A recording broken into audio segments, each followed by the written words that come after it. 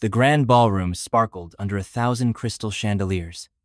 Gold-trimmed tables overflowed with roses, and waiters in crisp white suits glided through the crowd, offering champagne.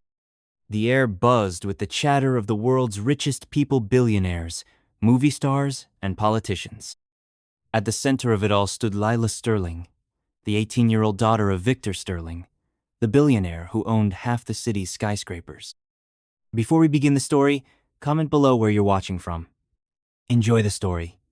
Please subscribe to my channel for more sweet videos like this. Let the story continue. Her emerald green dress shimmered, and her long, wavy hair glowed like a crown. Everyone watched her, whispering about her beauty, her wealth, and her future. But Lila wasn't smiling. Her heart pounded as she stood on the stage, a microphone trembling in her hand. The crowd hushed, waiting for her to speak. Her father, Victor, sat in the front row, his sharp eyes locked on her. Next to him was Ethan Caldwell, the handsome son of another billionaire family. Ethan's smirk said he already knew what was coming, a marriage announcement that would unite two of the world's richest families. It was the plan Victor had drilled into Lila since she was a little girl. Marry Ethan, secure the family empire, and live a life of endless luxury. Lila's voice cracked as she spoke. I have something to say." The room went silent. Her father leaned forward, his jaw tight. Ethan's smirk widened. Lila's hands shook, but she lifted her chin and stared straight at the crowd. "I'm not marrying Ethan. I'm leaving this life. I'm choosing love over wealth." Gasps erupted. Victor's face turned red with fury. Ethan's smirk vanished, replaced by a cold glare. The crowd buzzed with shock, phones flashing as people recorded the moment. Lila's eyes darted to the back of the room, where a boy in a plain jacket stood by the exit.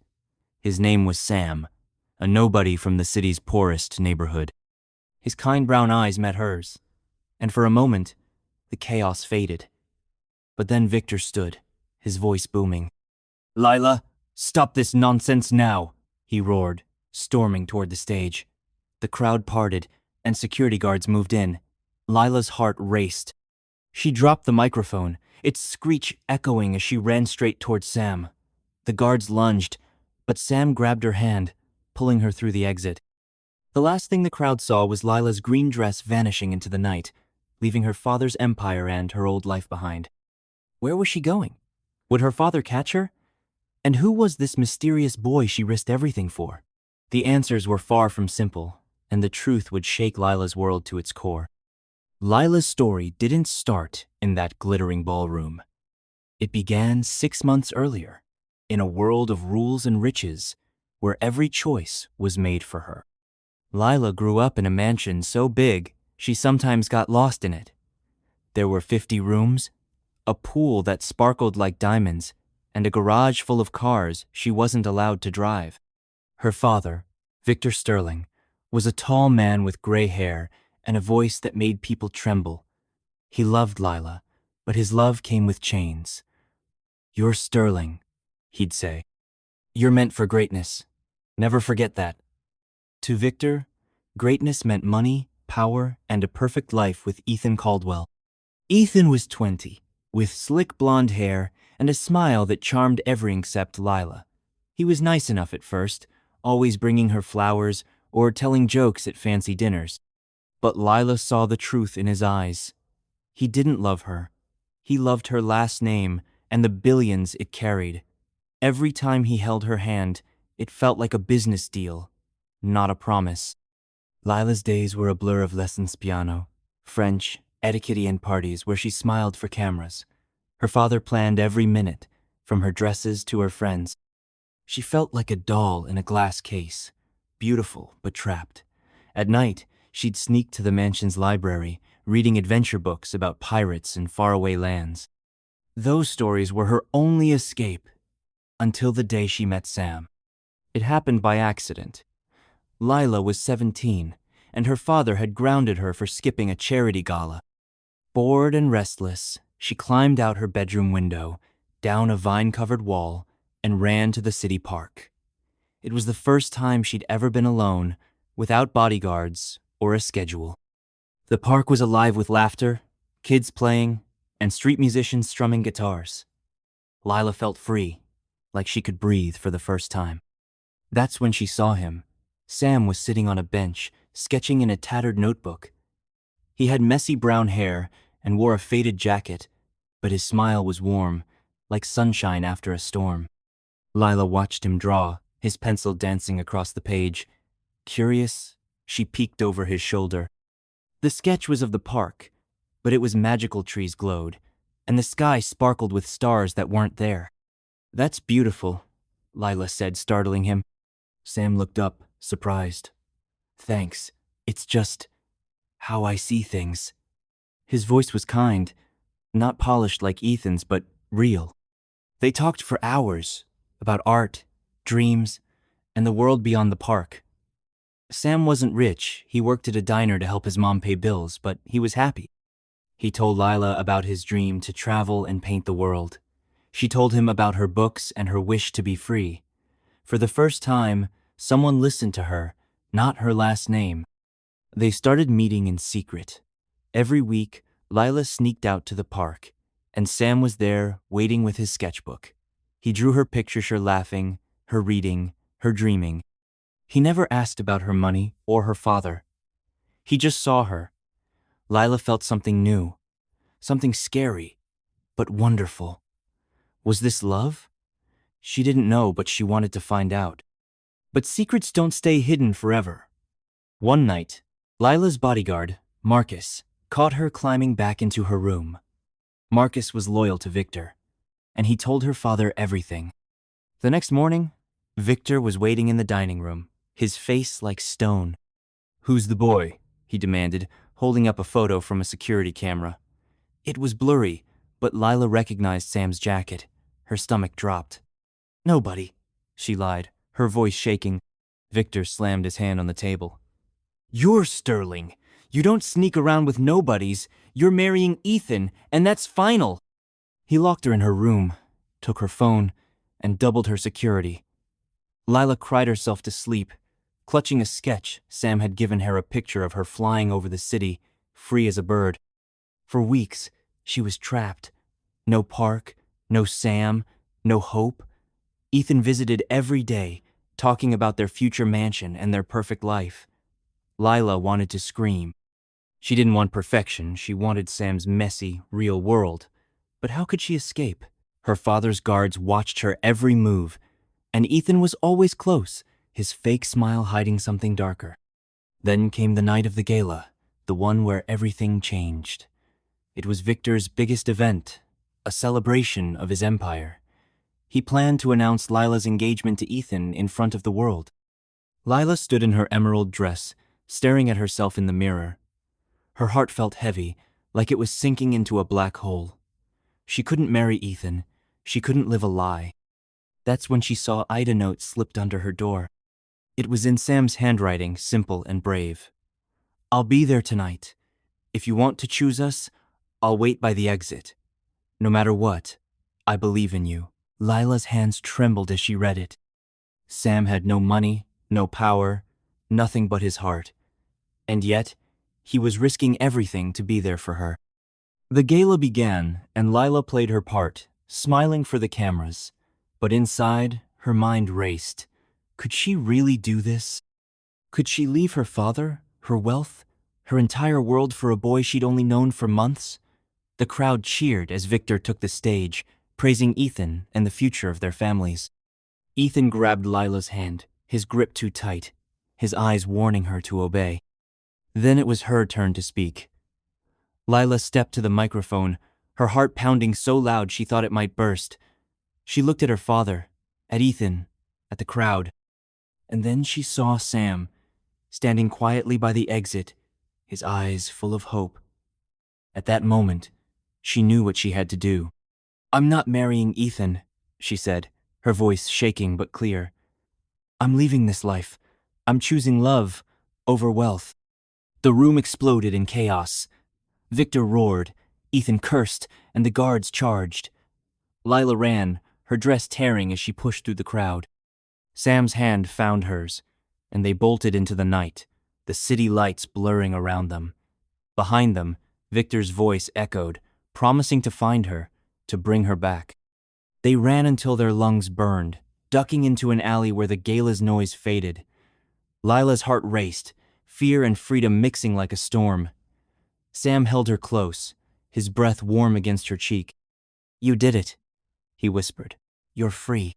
But then headlights flashed at the end of the alley. Tires screeched, and a black car sped toward them. Lila froze. It was her father's car, and it wasn't slowing down. The black car screeched to a stop, its headlights blinding Lila and Sam in the dark alley. The engine roared like an angry beast, and for a moment, Lila couldn't move. Her heart pounded as she clung to Sam's hand, her emerald dress now torn and streaked with dirt. The gala, her father's rage, and her daring escape felt like a dream, but the car was real, and it meant trouble. "Run!" Sam shouted, pulling her deeper into the alley. Lila stumbled, her fancy heels slipping on the wet pavement, but she kicked them off and sprinted barefoot, her breath sharp in her chest. Behind them, car doors slammed, and heavy footsteps echoed. Victor's guards were coming, and they were fast. "Who's in the car?" Sam asked, his voice steady despite the chaos. "My father's men," Lila gasped. "They won't stop until they bring me back." Sam's eyes flicked to hers, fierce and determined. "They won't catch us. Not tonight." He tightened his grip on her hand, leading her through a maze of narrow streets. The city was alive around them, honking horns, flickering neon signs, and the distant wail of sirens. Lila had never been in this part of town, where the air smelled of grease and smoke, and the buildings looked tired and worn. It was nothing like her father's world of polished marble and gold. They ducked behind a dumpster as the guards' shouts grew louder. Lila's heart raced, her mind spinning with fear. What had she done? She'd thrown away her life, her family, her future for a boy she barely knew. But when she looked at Sam, crouched beside her, his brown eyes searching the shadows for danger, she felt a spark of courage. He wasn't just a boy. He was the only person who saw her for who she was, not what she was worth. "We need to keep moving," Sam whispered. "There's a place we can hide, but it's a few blocks away. Can you make it?" Lila nodded, though her legs ached and her bare feet stung. "I trust you." Sam gave her a quick smile, the kind that made her believe anything was possible. They slipped out from behind the dumpster, darting across the street just as another black car rounded the corner. Its headlights swept over them, and a guard shouted, "There they are!" Lila's stomach dropped. They ran faster, weaving through crowds of late-night workers and street vendors. Sam pulled her into a tiny shop, its windows filled with dusty radios and old TVs. The shopkeeper, a grizzled man with a gray beard, looked up from his newspaper. "Sam?" the man said, squinting. "What's going on?" "No time, Uncle Ray," Sam panted. "We need to hide." Uncle Ray's eyes flicked to Lila, taking in her torn dress and wild hair. He didn't ask questions. "Back room. Now." They hurried through a curtain into a cluttered storage room, filled with boxes and broken electronics. Uncle Ray locked the door behind them, muttering about trouble following Sam like a shadow. Lila collapsed onto a crate, her chest heaving. For the first time since the gala, she felt a moment of safety, but it didn't last. Outside, the guards' voices grew louder, barking orders. Lila heard the shop's front door creak open, and her blood ran cold. "They're here," she whispered, grabbing Sam's arm. Sam pressed a finger to his lips, his eyes scanning the room. He pointed to a small window near the ceiling, barely big enough for a person to squeeze through. "That's our way out," he said softly. "But we have to be quiet." Lila nodded, her heart thumping so loud she was sure the guards could hear it. Sam climbed onto a stack of boxes, carefully pushing the window open. Cool night air rushed in, carrying the distant hum of the city. He reached down, helping Lila up.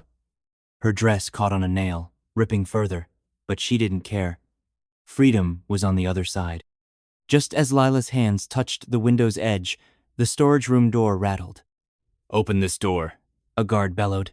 Uncle Ray's voice answered, calm but firm, stalling for time.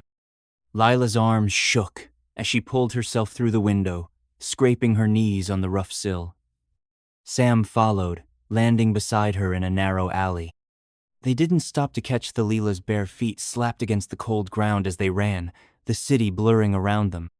Sam led her through back streets and under bridges, places Lila had never seen in her sheltered life. Her father's world was all bright lights and clean streets, but this was Sam's world, gritty, alive, and full of secrets. After what felt like forever, they reached a small, run-down building with a flickering sign that read, Diner. Sam pushed open the door, and a bell jingled. The place was nearly empty. Just a few tired customers sipping coffee at the counter. A woman with curly hair and a kind face looked up from behind the counter. When she saw Sam, her eyes widened. "Sam, what's happening?" she asked, rushing over. Her gaze landed on Lila, and she frowned. "And who's this?" "Mom, this is Lila," Sam said, his voice low. "We're in trouble. We need a place to hide." Sam's mom, her name was Clara, didn't hesitate. She led them to a tiny apartment above the diner, a cozy space with faded curtains and a sagging couch. Lila sank onto the couch, her body trembling from exhaustion and fear. Clara brought her a glass of water and a pair of old sneakers, saying nothing about Lila's torn dress or the dirt on her face. "You're safe here for now," Clara said, her voice gentle but firm. "But you need to tell me what's going on." Lila looked at Sam, unsure where to start. How could she explain her father's empire, the gala, or the choice she'd made? Sam sat beside her, his hand resting lightly on hers. "It's okay," he said. "Start from the beginning." So Lila did. She told Clara about her life in the mansion, her father's plans for her marriage to Ethan, and how she'd met Sam in the park. She told her about the gala, the moment she'd stood up to her father, and the chase through the city. Clara listened, her face softening with every word. "You're brave," Clara said when Lila finished. "But you've stirred up a hornet's nest. Your father won't let you go easily." Lila's throat tightened. She knew Clara was right. Victor Sterling didn't luceive her. He'd tear the city apart to find her, and he'd punish anyone who helped her. "I didn't mean to put you in danger," Lila said, her voice small. "Maybe I should go back." "No," Sam said fiercely. "You made a choice, Lila. You chose to be free. We'll figure this out together." Clara nodded, though worry creased her forehead. "You can stay here tonight. Tomorrow, we'll make a plan, but you need rest." Lila wanted to argue, to plan, to do something, but her body was too tired. Clara gave her a blanket, and Lila curled up on the couch, Sam sitting close by. As her eyes drifted shut, she felt safe for the first time in hours. But deep down, she knew the danger was far from over. The next morning, Lila woke to the smell of pancakes and the sound of hushed voices. Sunlight streamed through the apartment's small windows, and for a moment, she forgot where she was. Then it all came rushing back: the gala, the chase, the car in the alley. She sat up, her heart racing.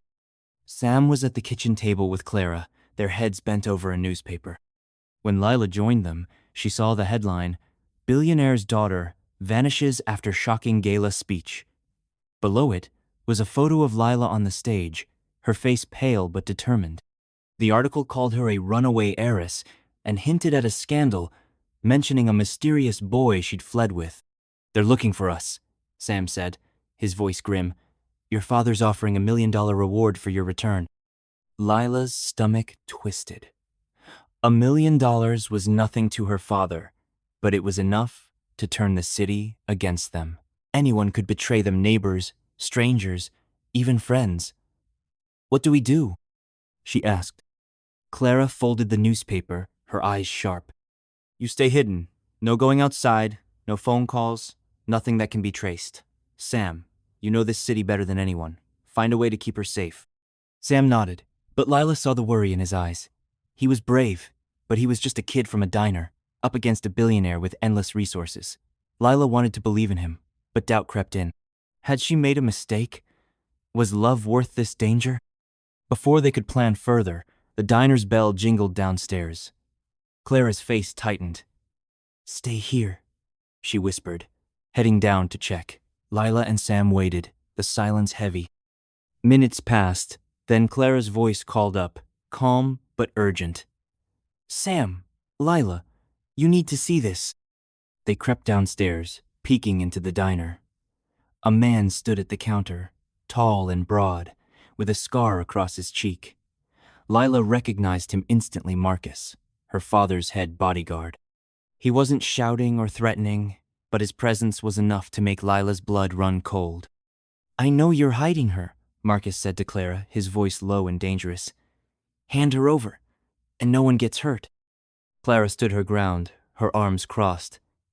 "I don't know what you're talking about. This is a diner, not a hideout." Marcus leaned closer, his eyes narrowing. "Don't play games. Victor Sterling doesn't lose, and he doesn't forgive. Give me the girl, or this place burns." Lila's heart stopped. She wanted to run, to scream, to do something, but her feet felt glued to the floor. Sam grabbed her hand, his grip tight. "We need to go," he whispered. "Now." But before they could move, Marcus turned, his gaze locking onto the staircase where they hid. A slow, predatory smile spread across his face. "Found you," he said, pulling a phone from his pocket to call for backup. Lila's breath caught in her throat as Marcus's cold eyes pinned her to the staircase. His scarred face twisted into a grin, and the phone in his hand glowed as he dialed. The diner's warm light felt like a trap, closing in around her and Sam. Clara stood frozen at the counter, her hands clenched, while the few customers in the diner started, wide-eyed and silent. "Stay where you are, Lila," Marcus said, his voice smooth but sharp, like a blade. "Your father just wants to talk. No need for anyone to get hurt." He took a step forward, his heavy boots thudding on the diner's worn floor. Sam's grip on Lila's hand tightened. "We're not going back," he whispered, his voice low but fierce. His eyes darted around, searching for an escape. The diner's front door was behind Marcus, and the back exit was through the kitchen, but guards could be waiting there too. Lila's heart pounded. They were trapped, and Marcus knew it. Clara moved suddenly, stepping between Marcus and the staircase. "You're not welcome here," she said, her voice steady despite the fear in her eyes. "Get out, or I'll call the police." Marcus laughed, a cold, hollow sound. "Police? Lady Victor Sterling owns the police. Hand over the girl, and I'll leave your little diner standing." He slipped the phone into his pocket and cracked his knuckles, the sound echoing in the quiet diner. Lila's stomach twisted. This was her fault. She'd dragged Sam and his mom into her mess, and now they were in danger. She wanted to scream, to run, to fix everything, but her body wouldn't move. Then Sam tugged her arm, pulling her back up the staircase. "Kitchen, exit," he hissed. "We can make it." They bolted upstairs, their footsteps loud in the narrow hall. Lila's mind raced. Could they really escape? Marcus was fast, and her father's men were probably surrounding the building. But Sam's determination gave her a flicker of hope. He knew this city, its hidden corners, its secrets. If anyone could get them out, it was him. They burst into the apartment, grabbing the sneakers Clara had given Lila and a backpack Sam kept by the couch. Downstairs, Marcus's voice boomed, arguing with Clara. "You're making a mistake," he shouted. "Last chance." Sam led Lila to a rickety fire escape outside the apartment's window. The metal creaked under their weight as they climbed down, the cold night air biting Lila's skin. Her torn dress flapped in the wind, and the sneakers felt strange on her feet. But she didn't care. Freedom was all that mattered. They hit the ground in a dark alley behind the diner, the smell of garbage and oil thick in the air. Sam grabbed her hand, pulling her toward the street, but before they could move, a figure stepped out of the shadows. Lila froze. It was Ethan. His blonde hair gleamed under a streetlight, and his tailored suit looked out of place in the grimy alley. His smile was charming, but his eyes were hard, like ice. "Lila," he said, his voice smooth. "You've caused quite a mess. Come with me, and we'll fix this. No one has to get hurt." Lila's heart sank. Ethan, here? How had he found them so fast? She stepped back, her shoulder brushing Sam's. I'm not going with you, she said, her voice shaking but firm. I meant what I said at the gala. I don't love you, Ethan. I never will. Ethan's smile didn't falter, but something dark flickered in his eyes. Love? He said, stepping closer. You think this is about love? This is about power, Lila. Your father's empire, my family's legacy, it's bigger than your little feelings. And this? He glanced at Sam, his lip curling. Nobody won't stand in our way. Sam squared his shoulders, stepping in front of Lila. She made her choice. Leave her alone. Ethan laughed, sharp and cruel. Choice? You think Victor Sterling lets people choose? You're out of your depth, kid. He pulled out a phone, his fingers hovering over the screen. One call and my men drag you both back to the mansion. Or worse. Lila's blood ran cold. She'd always known Ethan was ambitious, but this was different. He wasn't just following her father's orders, she wanted to win, to prove he could control her. She glanced at Sam, his jaw tight, his hands clenched. He was ready to fight, but Ethan wasn't alone. Shadows moved at the alley's edge, more guards, waiting. Ethan, please, Lila said, her voice soft, buying time. You don't have to do this. Just let us go. Ethan's eyes softened for a moment, and Lila thought she saw a flicker of the boy she'd known, the one who told jokes at fancy dinners. But then his face hardened. You humiliated me, Lila, in front of everyone. You think I'll just walk away? He nodded to the shadows, and two guards stepped forward, their faces blank but their fists ready. Sam pushed Lila behind him, his voice low. When I say run, you run. Don't look back. Lila's heart raced. I'm not leaving you. You have to, Sam said, his eyes locked on Ethan. I'll catch up. Trust me. Before Lila could argue, a loud crash echoed from the diner. Marcus's voice roared, followed by Clara's shout. The guards hesitated, glancing toward the noise. Sam seized the moment, lunging at Ethan. He tackled him to the ground, the phone clattering across the pavement. Run, Sam yelled. Lila's legs moved before her mind caught up. She sprinted down the alley, her breath ragged, tears stinging her eyes. She hated leaving Sam, but she trusted him. He'd find her. He had to. She ran blindly, the city a blur of lights and noise. Her bare feet ached in the sneakers, and her dress caught on fences and trash cans, but she didn't stop. She turned corners, ducked into side streets, and finally collapsed behind a stack of crates in a quiet lot. Her chest heaved as she tried to catch her breath, her mind spinning. Was Sam okay? Had Ethan hurt him?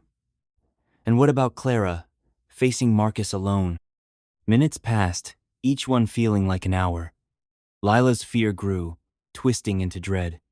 What if Sam didn't come? What if her father's men found her first?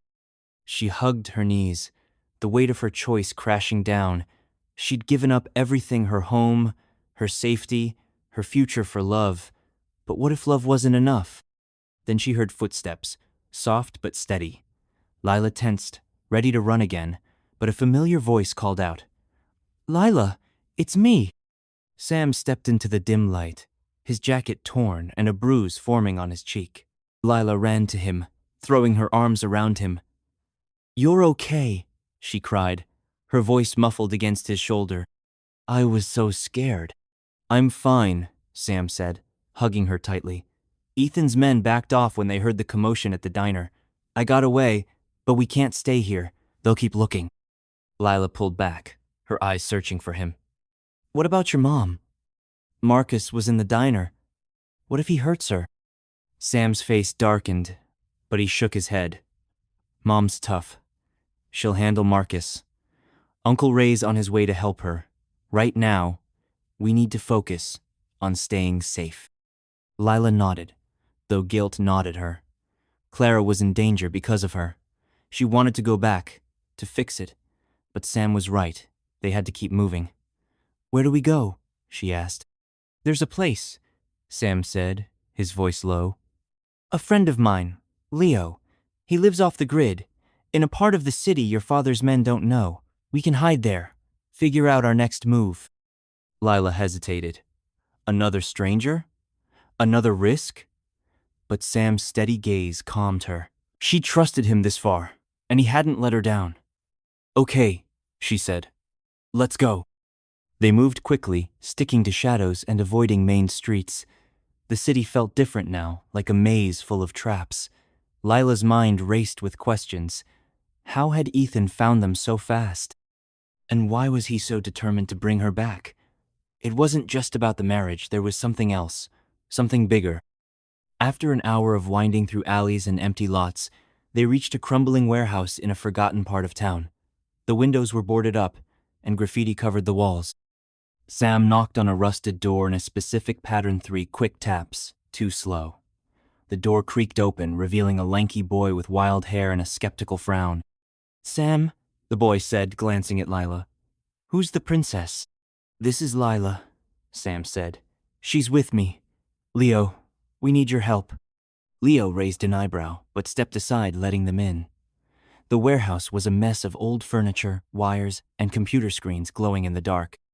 It looked like a hacker's hideout, and Leo fit the part sharp-eyed and restless, like he was always expecting trouble. You're the runaway heiress, Leo said, studying Lila. Whole city's talking about you. $1 million reward and all. He grinned, but it wasn't friendly. Hope you're worth the trouble. Lila's stomach tightened. I didn't ask for this, she said, her voice quiet but firm. I just want to be free. Leo shrugged. Freedom's expensive. You can stay, but don't expect charity. I've got my own problems. Sam put a hand on Lila's shoulder. We won't stay long, just until we figure out a plan. Leo nodded, but his eyes lingered on Lila, calculating. She didn't trust him, not like she trusted Sam, but they had no choice. The warehouse was safe. For now. As they settled in, Sam pulled Lila aside, his voice low. We need to be careful. Leo's a friend, but he's complicated. Don't tell him too much. Lila nodded, her mind still on Ethan and Marcus. Sam, how did Ethan find us? It's like he knew exactly where we'd be. Sam's jaw tightened. I've been wondering that too. Someone must have tipped him off. Someone who knew we were at the diner. Lila's heart sank. A traitor? But who? Clara wouldn't betray her son, and Uncle Ray had helped them escape. That left no one. Unless someone else was watching. Someone they hadn't seen. Before they could talk more, Leo called out from across the warehouse. Yo, Sam, you need to see this. He was staring at one of his computer screens, his face pale. Sam and Lila hurried over. The screen showed a live news feed, and Lila's blood ran cold. The headline read, Diner Fire Linked to Runaway Heiress. Below it was a video of Clara's diner, flames licking the walls as firefighters battled the blaze. The reporter's voice droned on. Authorities believe the fire was set deliberately, possibly in connection to Lila Sterling's disappearance. Lila's knees buckled, and Sam caught her before she fell. No, she whispered, tears streaming down her face. This is my fault, Clara. The diner. Sam's face was grim, his hands shaking as he held her. We don't know if she's hurt. Mom's smart. She'd get out. But the doubt in his voice was clear, and Lila felt it too. Marcus had threatened to burn the diner, and now it was happening. Her father's reach was endless, and his anger was a force of nature. Had he gone this far to punish her? Or was Ethan behind it, proving his point? Leo whistled, breaking the silence. Your dad plays dirty, Princess. Are you sure you want to keep running? Lila's tears stopped, replaced by a burning anger. I'm not going back, she said, her voice steady. Not to him, not to Ethan. They can't control me. Sam nodded, his eyes fierce. Then we fight back. We find out who's helping them, and we stop this. But before they could plan, the warehouse door rattled. Someone was knocking hard. Leo's eyes widened, and he grabbed a crowbar. Nobody knows this place, he said, his voice low. Nobody.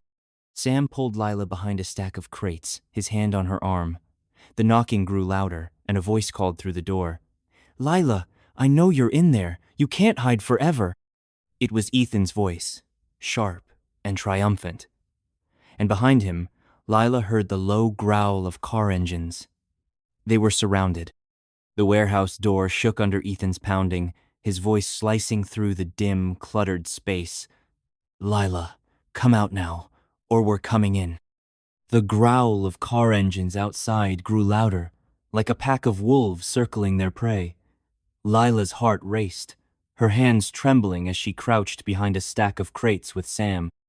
Leo stood frozen, his crowbar gripped tightly, his eyes darting between the door and his computer screens. The news feed still played silently, showing flames devouring Clara's diner, a stark reminder of what Victor Sterling and Ethan were capable of. Sam's hand squeezed Lila's, his voice a whisper. We can't let them take you. There's another way out, through the basement. Leo, you with us? Leo's jaw tightened, his gaze flickering to the door. This is bad, Sam. Real bad. I didn't sign up for this. He hesitated, then nodded. Fine, but we move fast. Lila's stomach churned. Leo's reluctance made her uneasy, but they had no time to argue. Ethan's men were closing in, and the warehouse felt like a cage.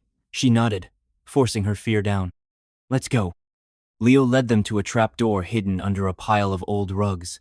He yanked it open, revealing a dark, narrow staircase descending into the basement. The air smelled of damp concrete and rust, and the faint drip of water echoed below. Sam went first, his footsteps careful but quick. Lila followed, her torn dress catching on the rough edges of the stairs. Leo brought up the rear, pulling the trapdoor shut behind them. Above, the warehouse door splintered with a loud crack. Ethan's voice boomed, now inside. Search every corner! She's here! Heavy boots thudded, and furniture crashed as his men tore through the warehouse. Lila's heart pounded so loud she was sure they'd hear it. The basement was a maze of old pipes, crates, and forgotten junk. Dim light flickered from a single bulb, casting long shadows that danced like ghosts. Leo pointed to a rusty metal door at the far end. That leads to the sewers. It's gross, but it'll get us out. Sewers, Lila whispered, her nose wrinkling. She'd never even seen a sewer, let alone walked through one. But the sounds of Ethan's men above shouting, breaking things left no choice. She nodded, clutching Sam's hand. They hurried toward the door, but halfway there, Leo stopped, his face pale. Wait, he hissed, grabbing Sam's arm. Something's off. Sam frowned. What do you mean? Leo's eyes darted to the shadows. Ethan found us too fast. First the diner, now here. Nobody knows this place, Sam. Nobody. His voice dropped, suspicious. Unless someone told him. Lila's blood ran cold. She looked at Sam, whose face hardened. You think there's a traitor? He asked, his voice low. Leo nodded, his grip on the crowbar tightening. I'm not pointing fingers, but thinking about it. Your mom wouldn't talk. Uncle Ray wouldn't either. So who knew you were here? Sam's eyes narrowed, but before he could answer, a loud clang echoed from the trapdoor above. Ethan's men had found it. Down here! A guard shouted, and footsteps thundered on the stairs. Time was up. Go! Sam yelled, pushing Lila toward the sewer door. Leo hesitated, his eyes flicking between Sam and the approaching guards. Then he bolted, reaching the door first and yanking it open.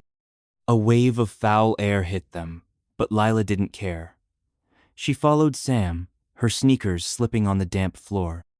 The sewer tunnel was dark, with slimy walls and a shallow stream of murky water running through it. Lila gagged at the smell, but she kept moving, her hand in Sam's. Leo led the way, his flashlight beam bouncing off the curved walls. Behind them, the guards' shouts grew louder, their boots splashing as they entered the sewer. They're too close, Lila painted, her legs burning. We can't outrun them. We don't have to, Leo said, his voice sharp. He pointed to a side tunnel, barely visible in the dark. That splits off. It's a maze down here. We lost them there. Sam nodded, but Lila saw the doubt in his eyes. Leo's words about a traitor lingered, And she felt it too. How did Ethan keep finding them? Was Leo right? Was someone betraying them? She pushed the thought away, focusing on running.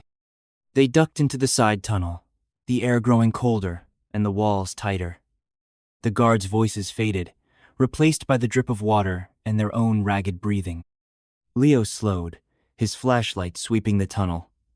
"We're safe for now," he said, but his tone was tense, like he didn't believe it. Sam stopped, turning to Leo. "We need to talk. What you said back there about a traitor. You think it's me?" Leo's eyes widened, but he didn't back down. "I didn't say that, but someone's leaking info. You brought her here, Sam. You vouched for her. And now Ethan's on our tail like he's got a map." Lila's heart sank. "You think I'm a traitor?" she asked, her voice shaking. "I ran from my father. I gave up everything." Leo shrugged, his face unreadable. "Maybe. Or maybe you're playing a game, princess.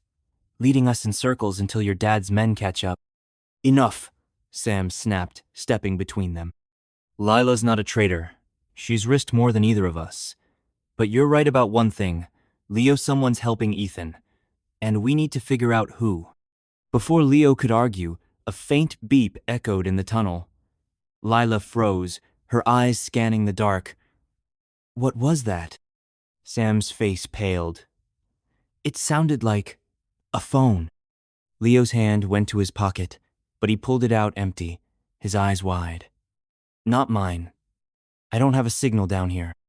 The beep came again, louder, from behind a pile of debris.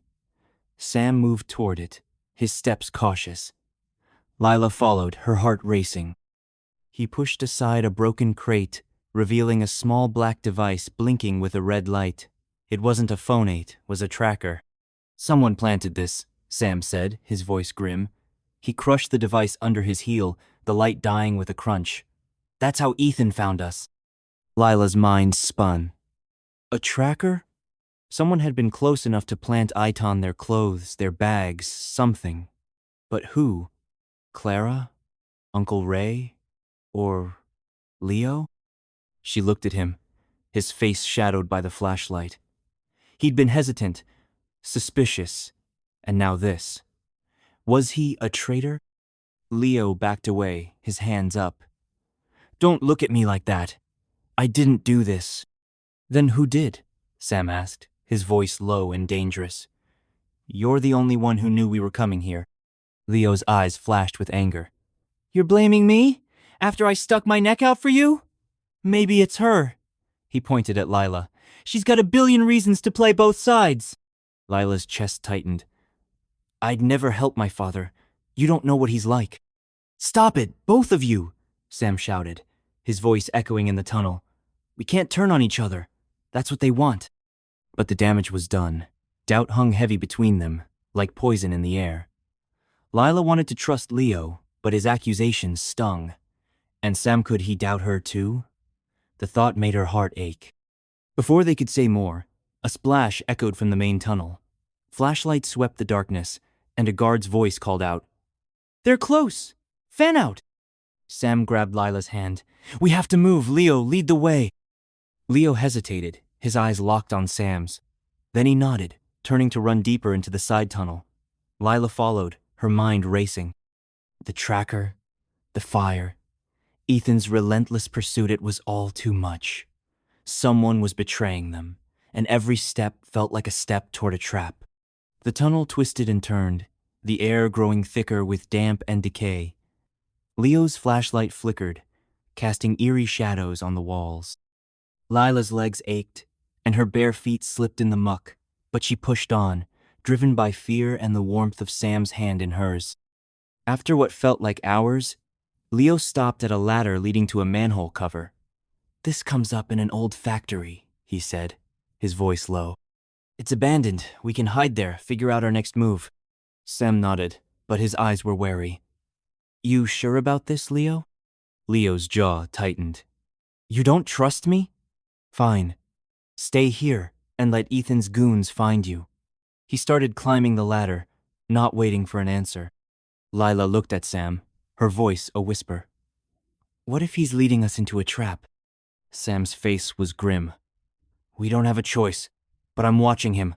Stay close. They climbed the ladder, the metal cold and slick under Lila's hands. Leo pushed the manhole cover aside, and moonlight spilled into the tunnel. They emerged in a vast, empty factory, its windows shattered and its floor littered with broken machinery. The air was dusty, and the silence felt heavy, like the building was holding its breath. Leo led them to a corner hidden by rusted shelves. "We're safe here," he said, dropping his backpack. "No one comes to this place." Lila wanted to believe him, but the tracker's red light flashed in her mind. She sat on the cold floor, pulling her knees to her chest. Sam sat beside her, his shoulder brushing hers. "We'll get through this," he said softly. "I promise." Lila nodded, but her heart was heavy. Clara's diner was gone, and they were running out of places to hide. Ethan and her father were closing in, and the traitor, whoever it was still out there, watching. As they rested, Leo paced, his eyes on his phone, which now had a faint signal. "I'm checking for news," he said, but his fingers moved too fast, like he was texting someone. Lila's stomach twisted. Was he lying? Was he the one who'd planted the tracker? Sam noticed too. He stood, his voice calm, but firm. "Leo, put the phone down. We need to talk." Leo froze, his thumb hovering over the screen. "What's your problem, man?" "I'm just—" Before he could finish, headlights flashed through the factory's broken windows. Car engines roared, and tires screeched outside. Lila's blood ran cold. They'd been found again. Sam grabbed her hand, pulling her to her feet. "Run!" he shouted, but Leo didn't move. He stood there, his phone glowing, his face unreadable. "Lila!" Ethan's voice echoed from outside, chillingly close. "There's nowhere left to hide." And then, with a deafening crash, the factory doors burst open and armed men poured in, their flashlights cutting through the dark like knives. The factory doors splintered as Ethan's men stormed in, their flashlights slicing through the dusty air like blades. Lila's heart pounded, her breath catching as she clung to Sam's hand. The abandoned factory, with its rusted machinery and shattered windows, felt like a trap snapping shut. Leo stood frozen, his phone glowing in his hand, his face a mask of guilt and fear. Outside, Ethan's voice rang out, cold and triumphant. "Lila, it's over! Come out, or we tear this place apart!"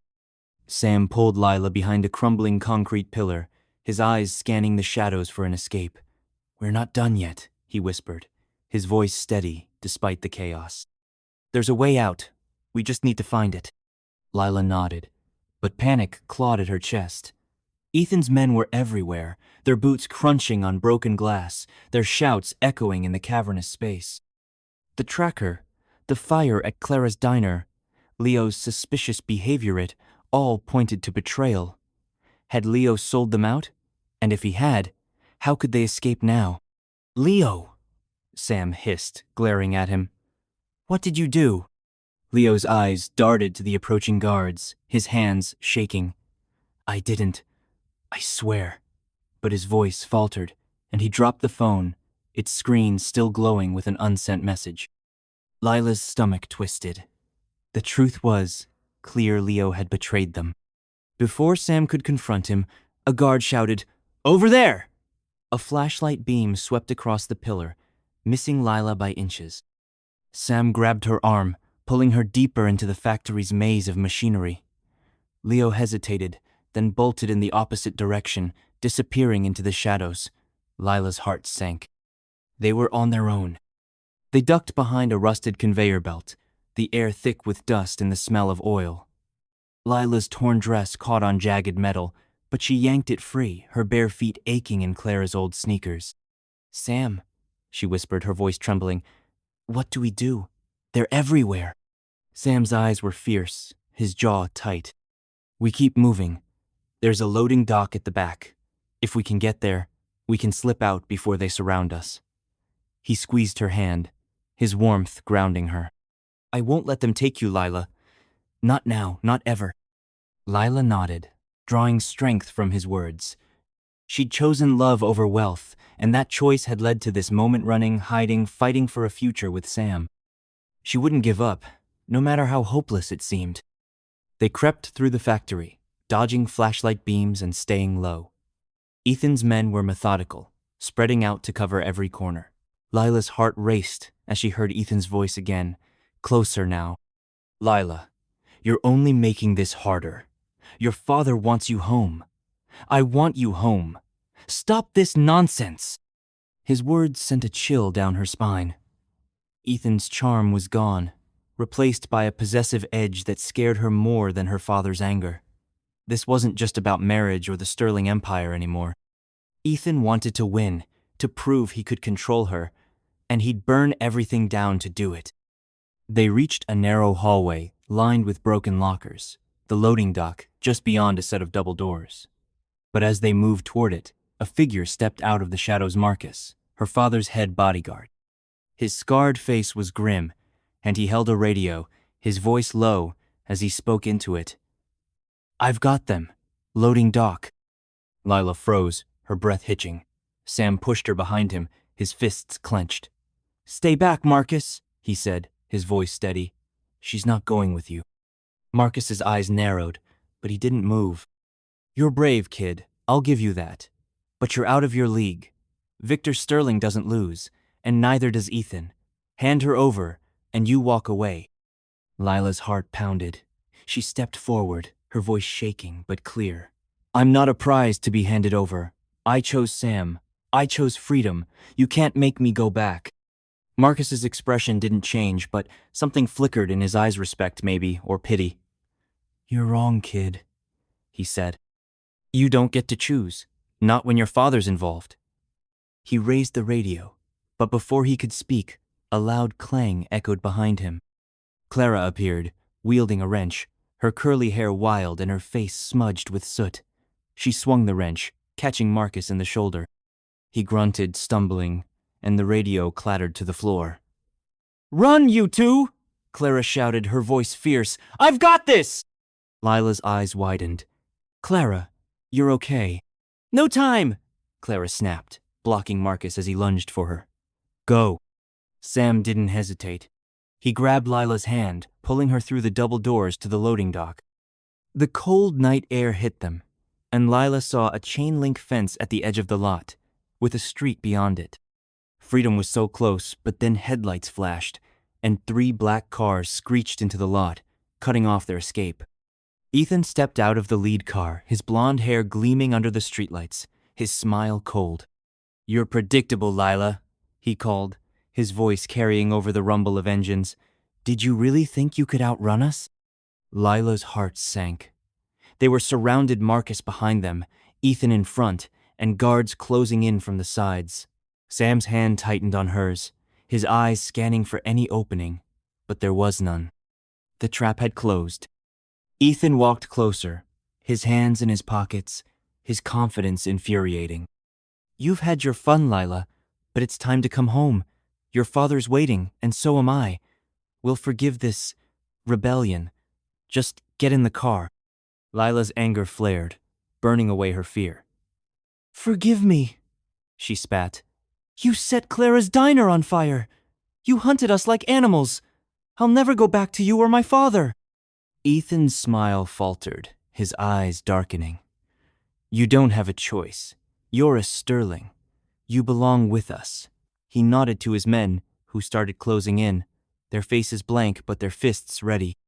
Sam stepped in front of Lila, his voice low and dangerous. You'll have to go through me first.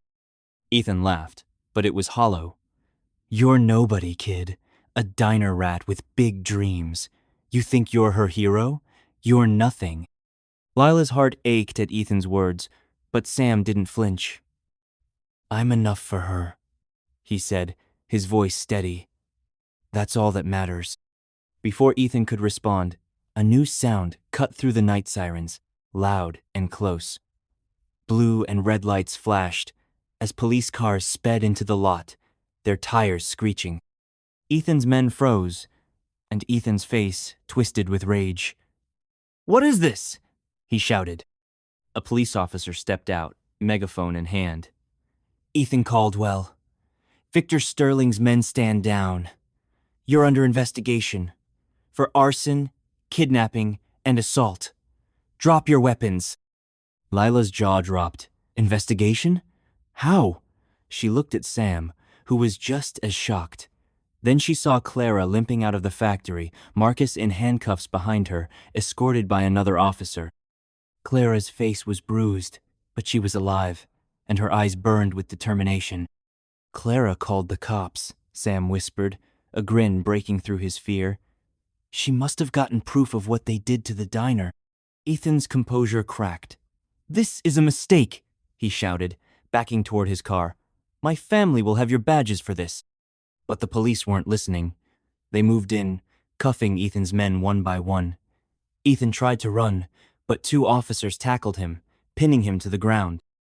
Lila watched, her heart pounding, as the boy who'd once charmed her with flowers and jokes screamed in fury, his perfect world crumbling. Sam pulled Lila close, his arms wrapping around her.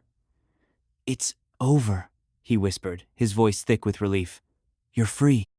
But Lila's relief was short-lived. As the police secured the scene, a sleek black limo pulled into the lot. The door opened, and Victor Sterling stepped out, his gray hair immaculate, his face a mask of cold fury. The police didn't stop him. His power ran too deep. He walked straight toward Lila, his eyes locking onto hers. Lila, he said, his voice low but sharp enough to cut. You've made your point.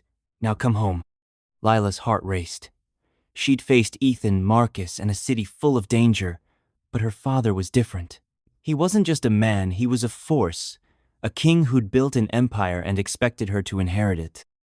She felt Sam's hand in hers, steady and warm, and she remembered why she'd run. Love, freedom, a life that was hers. No, she said, her voice clear despite the fear. I'm not your doll anymore, Dad. I chose Sam. I choose me.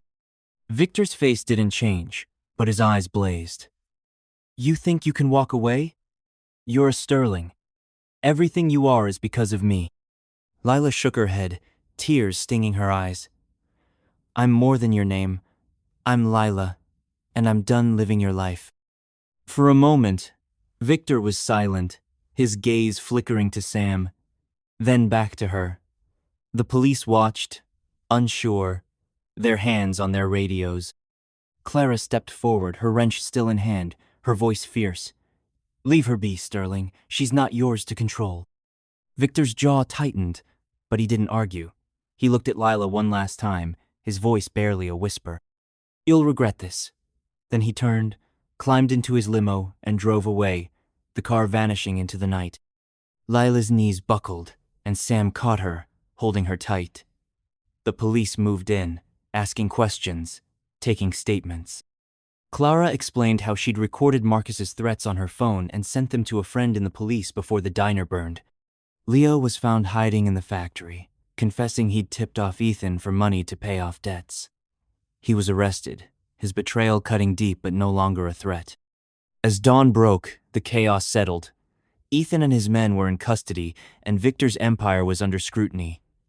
Lila and Sam sat on the factory's loading dock, wrapped in blankets from the police. Clara joined them, her arm around Sam, her smile tired but proud. What now? Lila asked, her voice small. The city stretched out before them, a mix of danger and possibility. Sam took her hand, his eyes warm. Now we start over. Together. No mansions, no billions, just us. Lila smiled, her heart lighter than it had ever been. She'd lost her wealth, her name, her old life, but she'd gained something better, love, freedom, and a future she could choose. She leaned against Sam, the sunrise painting the sky in gold, and for the first time, she felt truly home.